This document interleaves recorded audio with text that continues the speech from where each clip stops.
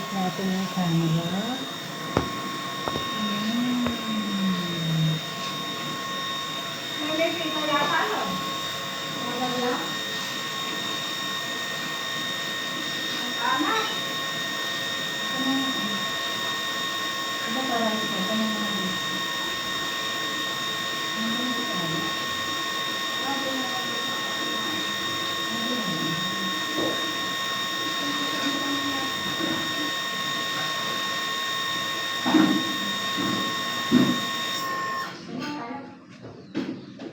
Yung gulay, lagay namin lahat to.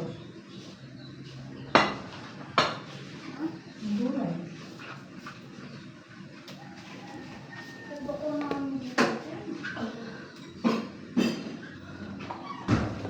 Diba yung ano ko? Yung... Tinapon mo yung bayabas?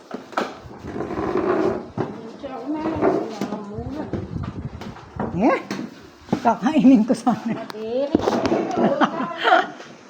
Hindi, wala naman. Matigas ko.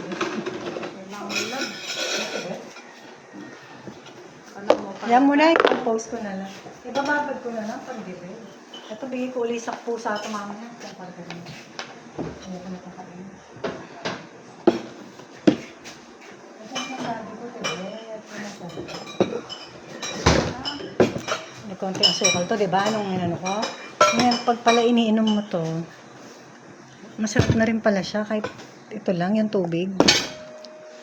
Ito yung tawag ko dyan, electrolyte. Kasi nilagyan mo siya ng ano sodium Tsaka, sugar.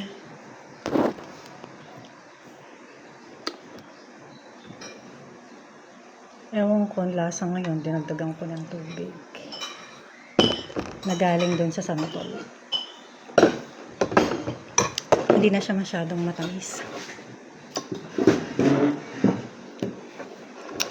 Thank you, Lord, sa aming pagkain.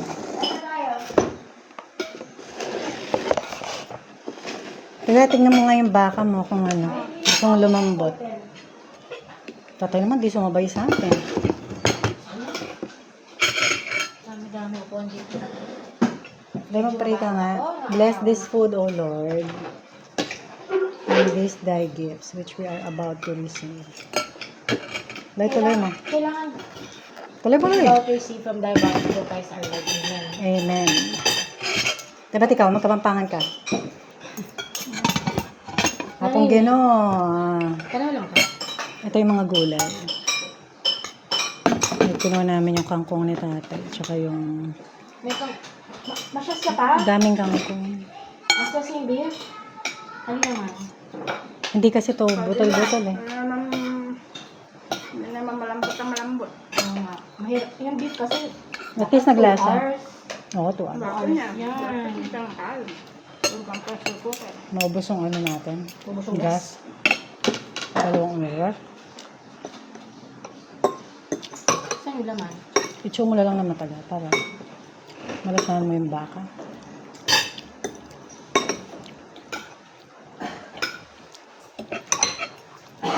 Meron niya sigang itatay. Wow. Hindi naman yata niya nakita yung gulay kaya puro sabaw-sabaw lang nakuha niya. Wah, puro saboya mo yata mo. Manayin. Baka hindi naman niya kasi ay, Hindi niya nakita.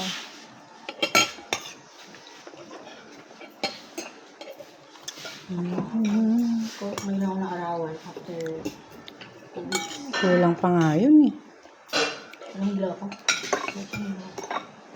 Hilo. Pagkali ka sana nalaramdaman sa araw ka, magyo ka talaga. Ah! Pag matagal ka na. Patunti mo.